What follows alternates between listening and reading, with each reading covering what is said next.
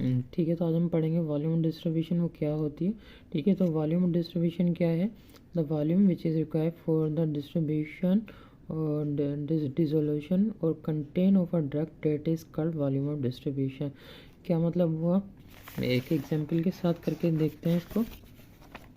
ठीक है, मिसाल के तौर पर मेरे पास क्या थी, 10 मिलीग्राम चीनी थी।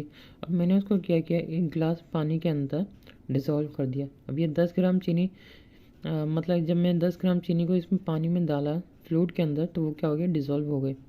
तो इसी को हम क्या बोलेंगे, वॉल्यूम ऑफ डिस्ट्रीब्यूशन।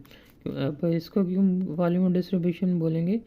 क्योंकि क्योंकि जब तक कोई चीज़ डिज़ोल्व नहीं होती वो क्या होती है, डिस्ट्रीब्यूट नहीं होती है। अगर ये डिज़ोल्व नहीं होती, अगर मैं पानी कम डालता या कोई भी फ्लूइड कम होता, तो वो क्या होती है, नीचे जमा हो जाती है। तो उसकी यानी वॉल्यूम ऑफ डिस्ट्रीब्यूशन सही से नहीं हुई। उसको यानी कि और फ्लूइड चाहिए अपनी डिस्ट्रीब्यूशन करने के लिए।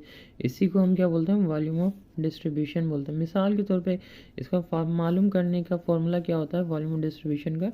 एडमिनिस्ट्रेशन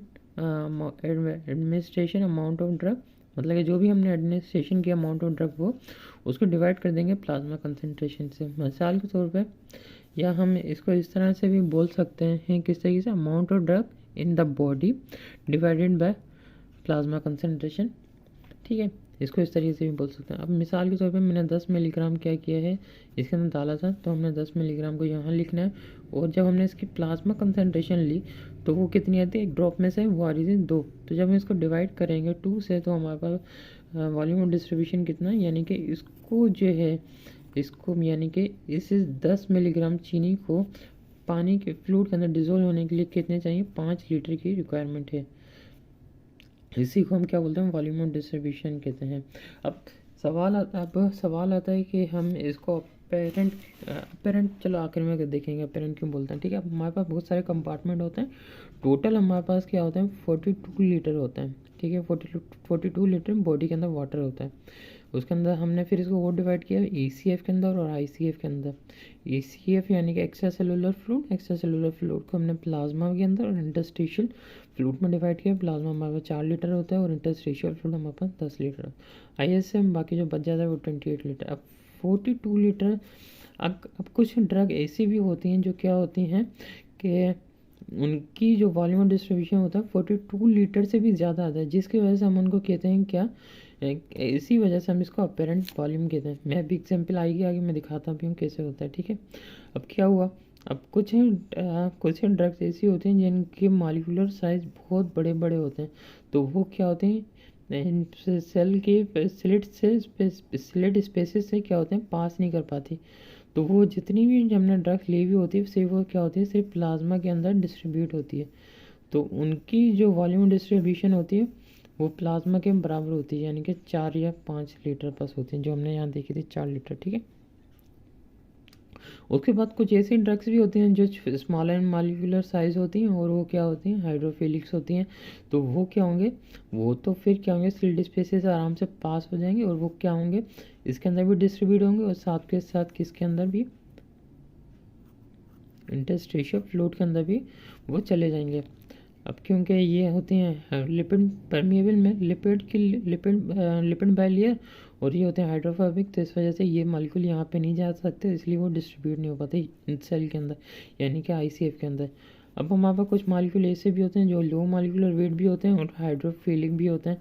तो वो क्या करेंगे, इन सबके अंदर डिस्ट्रीब्यूट हो जाए। अच्छा, तो उनका जो फिर वो होगा ना वॉल्यूम ऑफ डिस्ट्रीब्यूशन, वो इन तीनों के बराबर होगा, ICF भी, इंटरस्टिशियल फ्लूइड भी, प्लाज्मा के।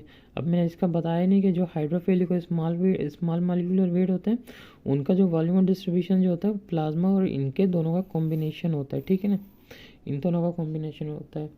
और जो लाइपोफिलिक होते हैं उनका ये इन तीनों का कॉम्बिनेशन, यानी कि ICF, प्लाज्मा, इंटरस्टिशियल फ्लूइड, इन सब का कॉम्बिनेशन के साथ होगा।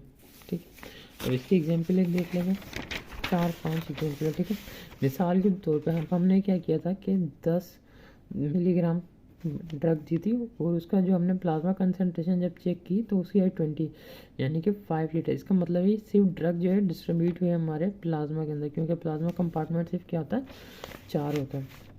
ठीक है। दूसरी एग्जांपल ऐसा है कि 10 मिलीग्राम हमने दिया था, लेकिन उसकी जब हमने प्लाज्मा कंसंट्रेशन चेक की तो सिर्फ वो 10 लीटर थी। इसका मतलब ये है कि वो ड्रग जो थी ना वो डिस्ट्रीब्यूट हुई हमारे प्लाज्मा और इंटरस्टिशियल फ्लूइड दोनों के अंदर। तीसरी एग्जांपल ये आती है कि हमने क्या किया कि 10 मिलीग्राम ड्रग दी थी, लेकिन उसमें से 5 ग्राम क्या थी प्लाज्मा कंसंट्रेशन में आई, तो यानी कि हमारे पास क्या है यानी कि टोटल 20 वॉल्यूम डिस्ट्रीब्यूशन आ गई। इसका मतलब कि हमारी जो ड्रग जो है डिस्ट्रीब्यूट हुई है कहाँ प्लाज्मा, इंटरस्टिशियल फ्लूइड और आईसीएफ के अंदर। अब मैं जो कह रहा था कि अपेरेंट वॉल्यूम क्यों नहीं बोलते हैं इसको। अब हमने 100 मिलीग्राम ड्रग दी और 2 मिलीग्राम उसकी प्लाज्मा कंसंट्रेशन है। जब हमने इसको डिवाइड किया तो हमारे पास 50 लीटर। अब 50 लीटर तो हमारे पास होता ही नहीं है, टोटल बॉडी वाटर ही हमारा 42 लीटर, तो 50 लीटर में कैसे इसकी डिज़ोल्व करेंगे, इसको डिस्ट्रीब्यूट करेंगे। तब भी हम इसको बोलते हैं कि ये क्या होती है, अपेरेंट वॉल्यूम होता है। तो इसकी एक और डेफिनेशन ये हो सकती है कि ये वो it is defined as a volume in which the amount of drug would be uniformly distributed to produce the desired blood circulation। यानी कि वो वॉल्यूम जिसके अंदर क्या होता है अमाउंट ऑफ ड्रग क्या हो जाए यूनिफॉर्मली डिस्ट्रीब्यूट हो जाए ताकि प्रोड्यूस कर सके डिज़ायर ब्लड सर्कुलेशन।